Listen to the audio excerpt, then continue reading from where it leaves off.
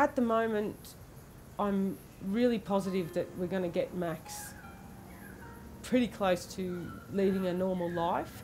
It's still, I don't know when he's going to walk, but we're still really hopeful because he's always showing improvements as long as we keep the work up and don't give up. Whereas before, working with other therapists and Max not showing any signs of getting anywhere, there didn't seem to be much hope at all. But yeah, I'm positive now. I think Max is showing improvements all the time. They're slow and they're tiny, but he's getting there. My expectations when we saw Peter was we went round to see him to hope that Max would be able to stand, because the last physio we were seeing, I had Max standing, balancing on against the couch for half an hour at a time, a few times a day, when he still couldn't hold his head up. And when we saw Peter, I thought once Max was up on his feet and if he could walk, that a lot of the problems would be over. But there were lots of other things during all this work that we've been doing with Max that needs work as well, like the way he uses his hands, whereas physios before would say he needs to grab for this or he needs to grab for that. And Bert and I would spend hours over the cot with toys, jiggling them around, trying to get Max to reach up and grab. And that's all they told us to do. But with Peter, we had to stretch Max's arm, massage his shoulders, loosen up everything, and which would open up his hands. Instead of just expecting this little baby to reach out and grab normally, we had to go back. Even though he was 14 months old, we had to go back like he was a newborn, back to the way they do things, and work with Max that way. I'll go on the example of standing. I know that's skipping a fair bit of it, but when we get up to the standing stage, Pete and I constantly going through the movements of actually standing. This is what your feet are supposed to do. This is the position you're supposed to be in. See how your back does this. See what your knees are doing here. Your hips are supposed to be. So all of these things, you know, I can visualise as I'm working with Max, and you know, if his feet's not quite right, you know, I'll place his foot in the right position, or I'll hang on, his foot's starting to pronate a little bit, or his knee is coming in right. Let's sitting back down again. Let's do it properly and do these exercises properly in the way they're supposed to be done. And having that, you know, imprinted in your head from constantly, you know, Peter saying, no, it's got to be like this. You've got to be in this position. You've got to be forward. You know, your back's got to be arched.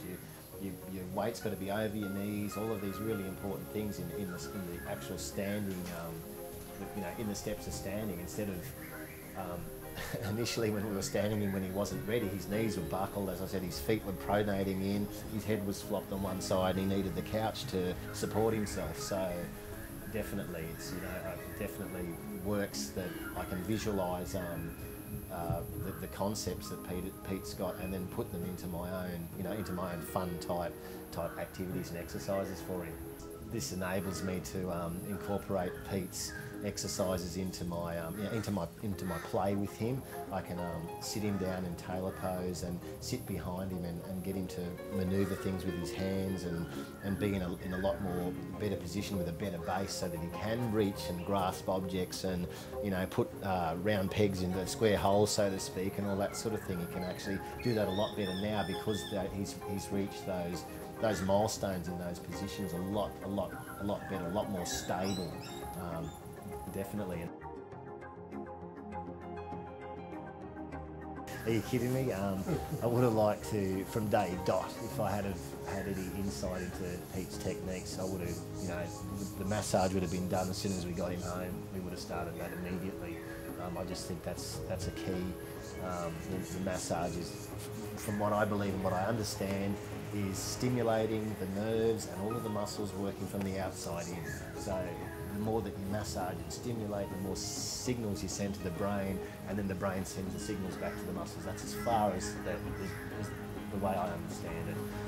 Yeah, if I had had any insight into any of this, I would have been doing it from day dot. The day that we got him home, I would have started it 100%. I think every child could benefit from developmental massage the way that Pete teaches it, because I think number one is the bond between the parent and the child. If you're sitting there and you're not only massaging them, but you're loving them as well. So you're giving them that love that they need. There's something that's read that you can actually kiss a baby's brain better.